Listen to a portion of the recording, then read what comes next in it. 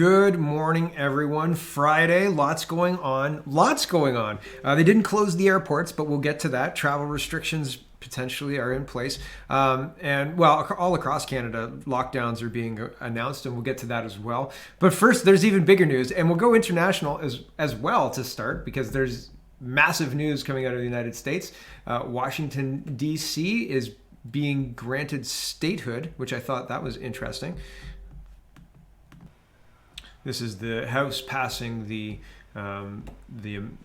motion and or passing the bill, and I believe that has to go to the Senate to be confirmed. Like I think it has. There are still steps before this goes through, but I think it may happen. Interesting stuff. Kilvinder Carr says, Dr. Gill says, we are living a political nightmare. Yeah. Yep. Yeah, that's pretty accurate. I would tend to agree. It is not great what is happening in our country, and we'll get to that.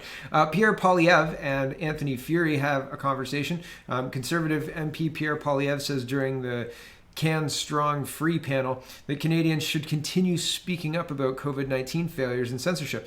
There's an attempt to drive herd consensus and to prevent anyone that has a contrary point of view from stating it out loud. Yeah, it's very true. And when you experience it, oh, that sounds great. When you experience it and watch it happen in real time, it's chilling. It's chilling. It's very interesting to watch. Remember when they shut down the committee and looking into the sexual misconduct of General Vance, and Saijan said, well, people brought stuff to me, but it wasn't my responsibility. That was the ombudsman's responsibility. And the ombudsman said, well, I brought you a bunch of stuff and you didn't do anything with it.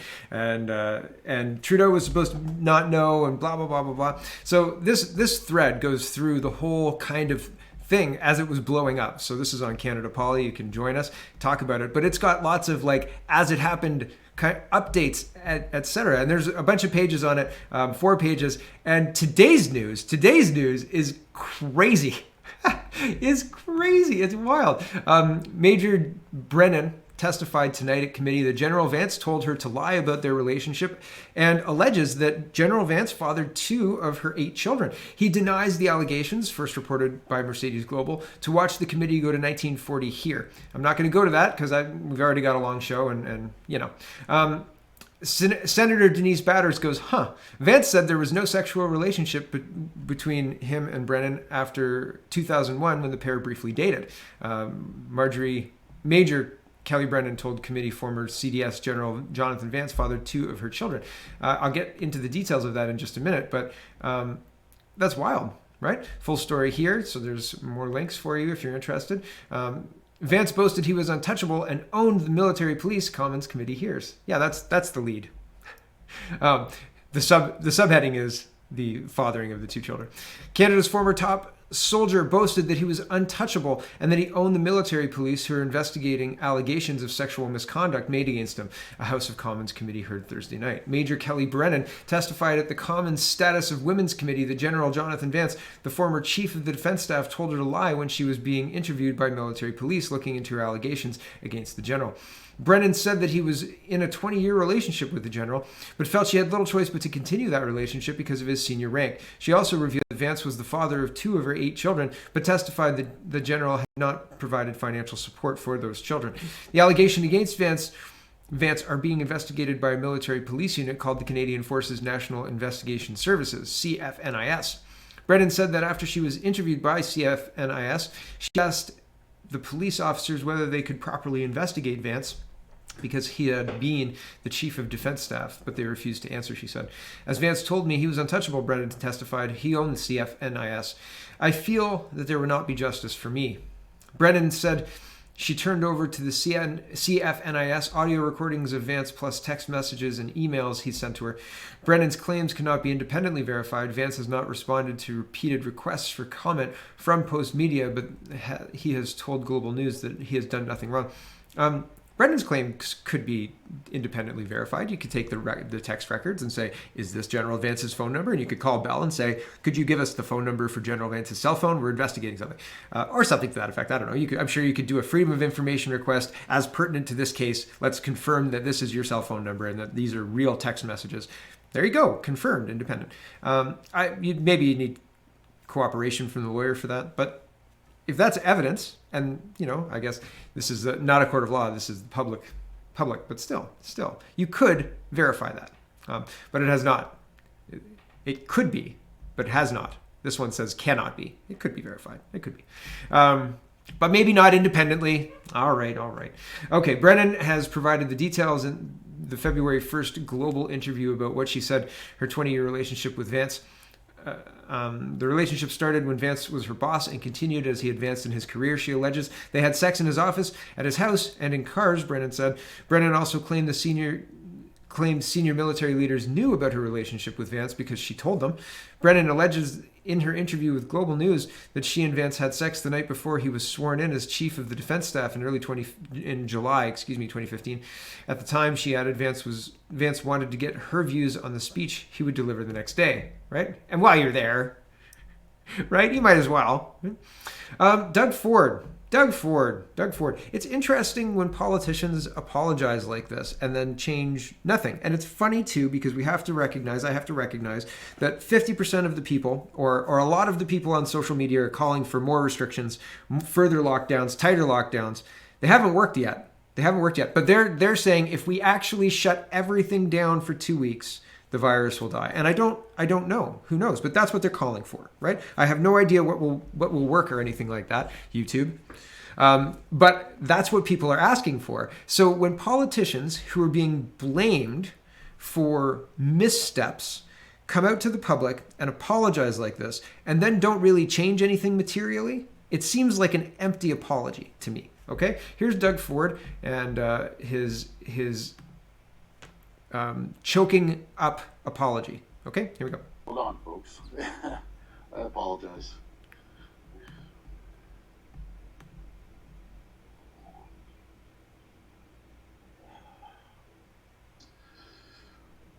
Hold the hand of their mom or dad as they passed away because of COVID-19 restrictions in hospitals. Healthcare workers who are being pushed to the absolute limit, working to save lives. I want you to know that I hear you. I understand you're going through. I understand your frustration. This experience, this pandemic, is something that has affected every single person. And then the feed kind of freezes here. So, I don't know. Okay, so he chokes up. He says he's sorry, right? He's real sorry. Roman Bobber says, Doug, millions of Ontarians are also crying. We're all crying. Please give us some relief by ending this lockdown, right? Here's Roman Bobber on the floor of Queen's Park. Submit that the government has let... And I think he makes a very clear, coherent case. I would get behind a party that Mr. Babber is the leader of. Honestly, this is a well articulated 1 minute and condemnation of Ford's leadership and management of this crisis, creation of this crisis. Here's Roman Bauer. I submit that the government has lost legitimacy to govern. Let's review. 250,000 surgeries postponed. 1 million cancer screenings that did not take place. A mandatory directive yesterday to cancel all non-emergency surgeries, including canceled surgeries. Children out of school for the third time. A mental health catastrophe with youth suicide attempts skyrocketing. An only 14% increase in ICU beds available during pandemic. A $30 billion deficit with nothing to show for. A new $20 billion structural deficit remaining for years to come after the pandemic is gone. A $400 billion debt, a 24% increase or more than $76 billion higher than they inherited from the Liberals. Outdoor recreational activities closed for absolutely no reason. And then last Friday, predicated on political advice, martial law, the unthinkable, the unconscionable, the unlawful, the undemocratic. An attempt to create a police state in Ontario, thwarted by the police itself. Shame on them. Speaker, they have shown utter incompetence. They've shown disregard for the rule of law. They do not represent Ontario. They do not represent their voters. They do not represent their party. They lost legitimacy to govern. You've lost the mandate to govern, and you should govern yourselves accordingly. Very interesting, passionate speech from Mr. Babber, and it's appreciated. I submit that the government has left. There we go. And when it's articulated so well, I'll just leave it at that.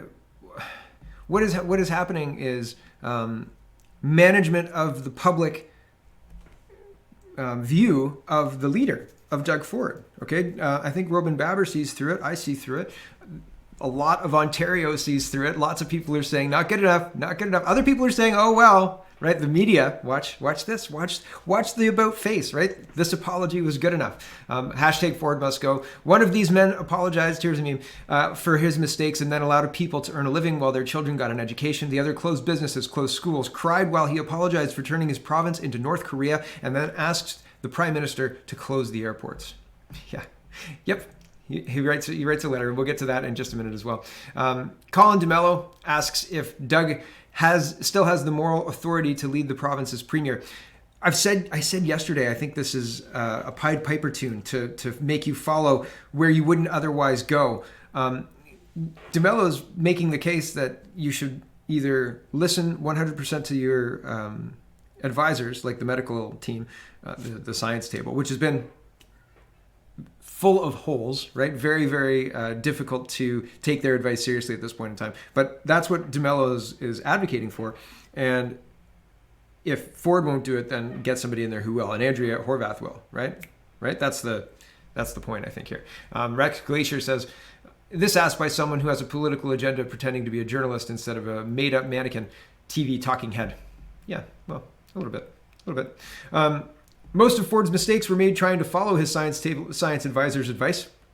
Yeah, well, it doesn't really excuse it though, right? Like if you really screw up, like DeSantis said, sorry, I didn't mean to lock you down for a month. We were finding things out, and after a month of locking down and realizing the harms that this caused, we decided that we were wrong and we should never do that again, right? And instead of doing that, Doug Ford said, "I'm real sorry," and had a couple of tears, and then wrote a letter to the Prime Minister asking to close airports. So that's odd. Here's Anthony Fury, and he says, my appeal to Doug Ford: spend less time listening to backroom operatives, lobbyists, and pollsters, and get back to what you were once known for, listening to regular people and what they're experiencing in their lives. It's time to revive Ford Nation. This is like the rallying cry, like, come on, Doug, you can do it, right? And it's not going to work the way Doug wants to do it, I don't think so. I think he's lost his base to a degree that he would find shocking. Really, I really do. The National Post, and unfortunately, I don't think that anybody represents the true will of the majority of the people at Queen's Park, and I don't think that anybody represents the true will of the majority of the people federally either. But that's just my opinion, right? Who knows?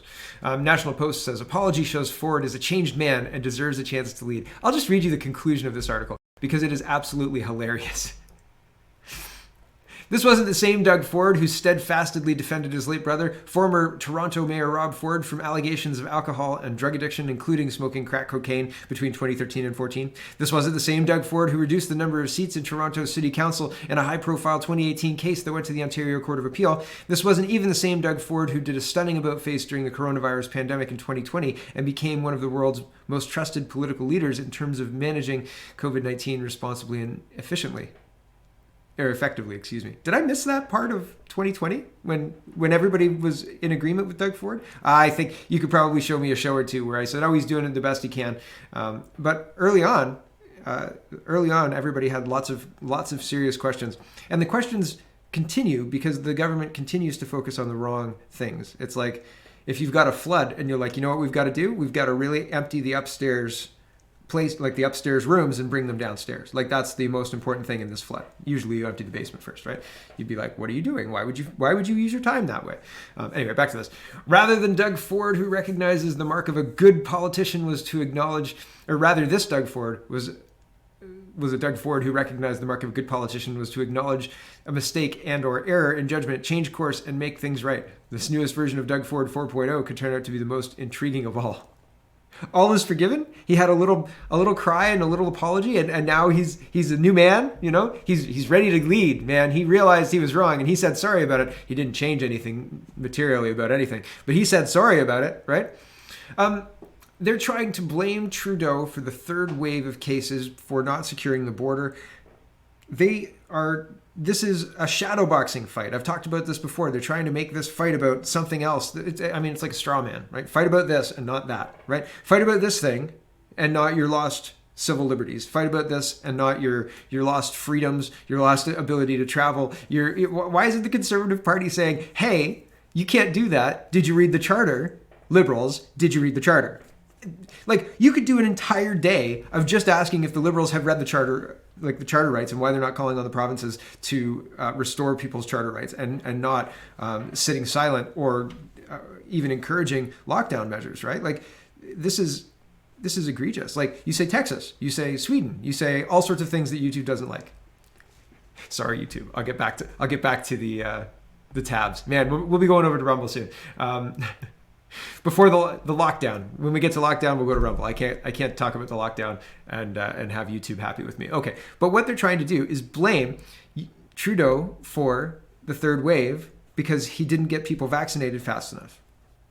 But again, there's lots of other evidence out there that says, that flies in the face of this narrative. Let's just say, haha. Here we go. Delivered are COVID-19 new variants that are wreaking havoc across this country. Mr. Speaker, let me be clear. These new variants are only here because of this government's catastrophic failure to secure our borders. Will this government finally admit this failure, apologize to Canadians who have lost family members during this COVID variant third wave? So it's their fault, and it's their fault because they didn't close the borders. But the borders have been open the entire time. The only borders that were closed. At the beginning of the crisis, the medical officer of health, Dr. Tam, said, viruses know no borders, we can't close borders, and then we closed the land borders. And because viruses know no borders, we just kept the airports landing people every day, like every single day. And it's never been a problem. It has been a year of planes landing from infected areas in Toronto.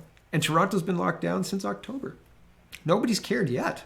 I'm shocked that they care now. Do you know why they care now? Because they're trying to make political hay out of it. It's Justin Trudeau's fault that we're locked down because he didn't get the vaccines in time, and this third lockdown is his fault, right?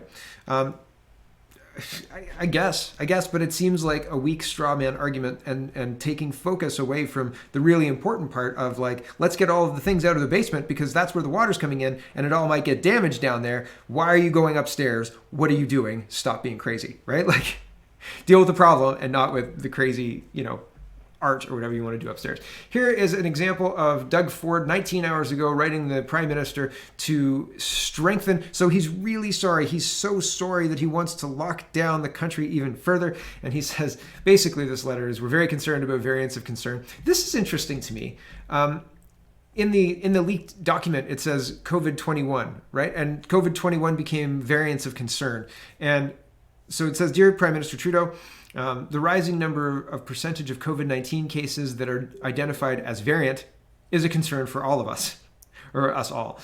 Collectively, we've continued to take action to limit community spread, blah, blah, blah, blah, blah, and all of the stuff that they've done. And they say, we're asking you to strongly consider reducing the mobility of COVID-19 variants by further reducing incoming international flights to roll out further protective actions across the U.S. and Canada land border. So that's the point of the letter. That's what he wants. I honestly thought that they would just close the airports. Like, forget, like, ground all the flights. That's it. Done. Pew, done. Like, shut it all down. You can't leave. Can't come in. That was one of my main concerns. I still think it's probably floating around on the table somewhere. I don't trust any of it. And these people have not given me any reason to trust any of the things that they say. Here is Canada. So after Legault and Ford sent that letter to Trudeau, Mercedes Stevenson reports 16 hours ago, confirms, like the Rachel Gilmore at CBC, confirms that the government is about to enact a 30-day passenger flight ban from India and Pakistan. And then they actually did, right? 15 hours. And the interesting thing is here, Omar says, well, we didn't know.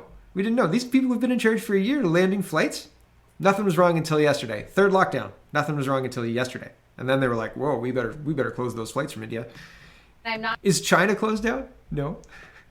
Oh, okay. I got to find the appropriate cue point. Hold on. Okay, here it is. Here, they're captured by the hotel accommodation, but the percentage was 50% of all infections that are coming were coming from India and Pakistan. So we decided that we needed to add another layer of protection. When did you come to that realization? Like, when was that data presented to you? Was it just today? Because those flights have been coming, again, as I point out, with COVID cases from Delhi for over a month. The Prime Minister earlier this week in one of his press conferences alluded to the fact that we are studying the data, and that we will be making a decision very quickly. So over the last couple of days, we've assessed the data, we've consulted Dr. Tam and other public health experts within PHAC, and decided that now is the time to make this difficult but necessary decision. Respectfully, yesterday, Dr. Tam was saying the variant is already here, so border measures wouldn't make much of a difference. So again, did you just get the data, or did you know about this for a week and just decide to make this move now because the political pressure was on? As I said, Bashi, the data is not just the type of variant, it's the percentage of infection, it's the concern of infection rate. I get that. I'm just asking when you got that data. So it's not, as I said, it's the last day or so that we started seeing this alarming data, and we decided to. And right back to the talking point, You got in a little trouble there, but then you got right back into the talking point, right? That's the liberal tap dance. It's unbelievable, man. It's unbelievable every time. And it's just, they practice it. I'm sure they've got a little sticky note above their laptop or wherever their camera is to get back onto the point. I do that too. If I'm talking to somebody, I circle the important thing and write a couple of other things that I want to get said. Usually only have time for one major thing. Dr. Kaur says, resign. Closing the airports for variants for an endemic disease is completely unscientific and harmful. There's no excuse for all the harms all the politicians are imposing on their constituents. And Karen says anyone advocating for closed airports is either supports the agenda for lockdowns, stripping of freedoms, and B, doesn't understand viruses. And apparently Patrick Brown doesn't want to hear it, so he blocked Dr. Kaur, not Dr. Gill. Now, getting into this is just an interesting travel-based, but lockdown too, but we'll get to the lockdowns in Rumble. But this guy says, yes, it is illegal for me to travel. CBC British Columbia is reporting regarding travel restrictions. People want to go to their cabin or campground. Why can't they? Dr. Henry says, go camping in your area. We're really focusing on limiting travel in and out of the Fraser Coastal and Fraser Health areas where cases are high. I don't remember the part in the Canadian Charter of Rights and Freedoms that says doctor or medical officers of health can suspend charter rights at will. I don't remember reading that part. Which section is that? Right. Okay, economy. Blacklock says, we're planning another basket update this summer to better reflect changes, said Peterson. StatsCan yesterday noted anomalies in prices, including a 35% annual increase in the cost of gasoline and an 11.4% increase in the price of eggs. So Blacklocks is reporting StatsCan is going to rework the price of the basket used to benchmark the inflation rate on complaints of COVID impacts. We are paying attention. I just think it's funny how they rebalance the basket. It's like, oh, well, inflation's getting up there. Let's just take a bunch of products, choose the products that we want to index, and leave out a bunch of the volatile ones to keep our inflation rate really nice and stable. And I don't know if that's a positive thing. Maybe that's what's needed, stability for a society that requires that stability to plan in the future, right? But what if it's a mirage? What if it's like a falsehood, right? How much of home prices increased in the last couple of years? Is that not inflation? How much has food prices increased in the last couple of years? It doesn't matter their basket of goods, right? Has your bill increased? The total bill, has that increased? By what percentage? Is that not inflation? That doesn't count because it's not the right basket of goods. Does that make sense? Maybe it's just me. Maybe I'm an idiot. I'm probably an idiot, right? It's probably me. I look around and I go, yeah, definitely an idiot. I don't get math. Yeah, sure.